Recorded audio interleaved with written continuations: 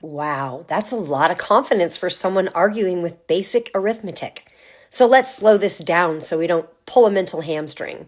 At what point did I say that I personally saw the files? Go ahead and point to it. Here's a screenshot of what you were commenting on. I said that Trump hasn't released 99% of the files.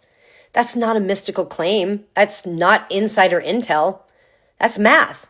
We know how many files exist because they've been referenced in court inventories and reporting. And we also know how many have been made public. And then, brace yourself, we divide. Yeah, we take the total files and divide them by the release files, and then we move the decimal and add a percent sign. Boom! That's it. No secret decoder ring required. Now here's where it gets really interesting.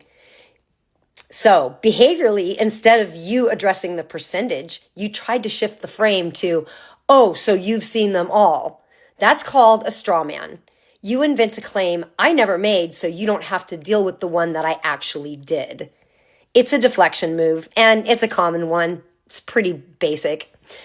Which brings me to something else. In 2016, Donald Trump literally said, I love the poorly educated. And what that was just basic education and math, right? And that's a direct quote from Trump. He said that.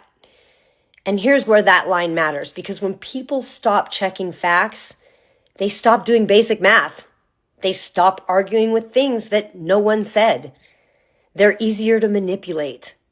You don't have to release transparency if your audience never asks for it. And you don't have to explain percentages if your audience panics at decimals. You just redirect, distract, and let people argue with ghosts. This isn't about whether I've personally seen the files. It's about why the public hasn't seen most of them. If we can count votes, if we can count tax dollars, if we can count missiles, we can also count documents. And asking why only a fraction is public is not radical, it's accountability. So no, James, I haven't seen them all, but I can divide. And if moving decimals feels intimidating to you, I'm happy to give you a lesson in my next video.